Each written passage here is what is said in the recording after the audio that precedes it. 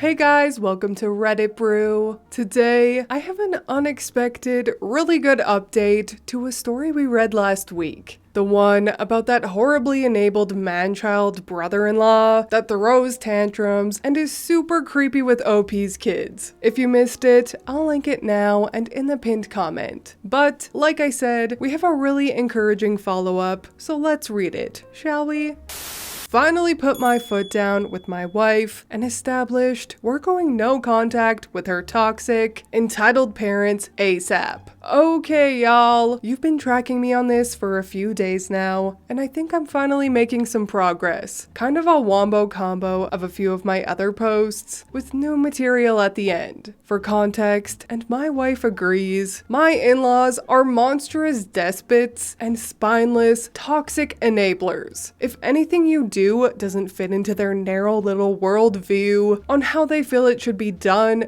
/ should happen, they won't tell you to your face.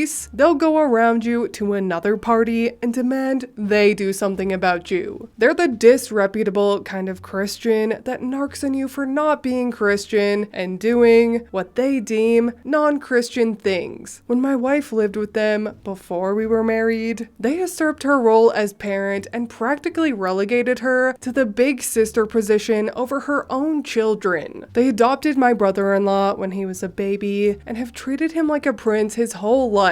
For example, he's still unemployed in his mid-30s, living with them rent-free, is permitted to gallivant around the Disney and Universal parks all day at his leisure, and they tolerate his tantrums when he's asked to do household chores like dishes, take out the trash, etc. Meanwhile, my wife and children are expected to do all the chores he's supposed to do, plus their own, and do the entire house's laundry, cook the meals, and make sure Bill gets an extra portion because he needs it. Maintain the house's upkeep, and don't you dare complain because we're letting you stay here out of the goodness of our hearts. By the way, rent, utilities, the storage unit with all of your stuff comes out to $700 a month. Plus, anything else we deem is up to you to pay for. And don't you dare be late with our money. I was released from active duty back in August of last year, and unfortunately, we didn't have a place to fall back to. Our respective parents agreed to roof us as to not put too much financial strain on one side of the family or the other, until we could get back on our feet and pool our funds to reconnect as a family unit. Kind of hard to do when you're charging my wife an arm and a leg for anything you want. I understand chipping in for the uptick in the cost of utilities from an increased body count in the house, but it feels like they're coming up with all they can to make sure they retain their free house labor. Nothing these people have ever done for us has ever come without a price tag or strings attached. Let's not forget to mention how they kept pushing her to leave me in the early years of our marriage to get back with her toxic, spineless ex, whom, 1, cheated on my wife while they were dating, quote unquote, accidentally, ended up fucking an old female friend of his when he stayed the night with her after helping her move. 2, did things to my wife after they broke up that I can't mention without the post getting banned, and she never said anything because she knew her parents wouldn't believe her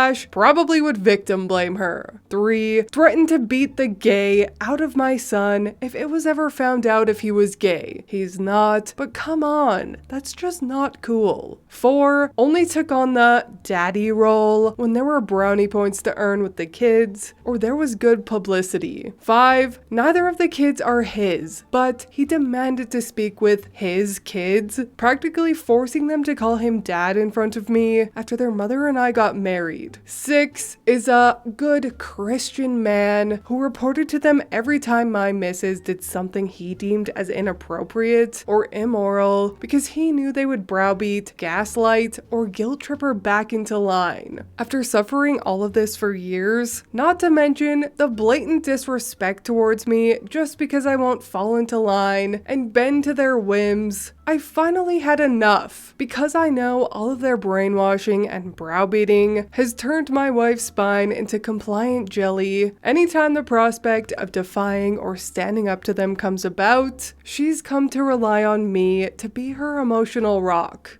things have been reaching a tipping point recently, and with the report that the older two kids will be going with us on the cruise to Jamaica, but since you can't afford to pitch in to cover yours, your husband's, and your toddler's tickets, you'll be staying in the States. We'll figure out how much it'll cost to do all the things they want to do and send you the bill. I've hit the limit. On the phone with her earlier, not wanting to seem too overbearing or like I'm steering her life for her, but realizing this can't be allowed to continue simply because she doesn't have the stomach for it, I flat out told her, "Dear, I love you, and it's because I love you and the kids that I'm saying this, with or without your consent in the matter, because you clearly can't muster the intestinal fortitude to stand up to your parents. As soon as we're able to, we are going no contact with these people. They have been nothing but toxic, overbearing, and derisive the entire time we've been married. They've never respected me because I won't give them what they feel they're owed from me. They treat you and the kids a little better than house slaves, while entitled Bill gets away with murder. It's hard to hear, I know, but I've always given it to you straight. For the sake of all of our sanities, our marriage, and your health, we cannot permit these people in our lives anymore." The phone goes quiet for a minute as she processes this. I know, and you're right, but how long does no contact last? Dear, you're medically trained, so I'll put this in a way you'll understand. When you find a cancer in a body, do you leave only a little bit of it left, or do you excise all of it for the health of the body as a whole? Because that's what these people are, honey, a cancer. Plain and simple. I know, but if my grandma could see all of this happening, she would be rolling in her grave if she heard us talking about this. Dear, if she was still around, I'm sure she'd find your parents' actions just as reprehensible. I get you loved grandma, but you cannot hold yourself to the antiquated notions of someone who was raised differently and suffered different misfortunes than you in a different time period. For once, you have to do what's best for you.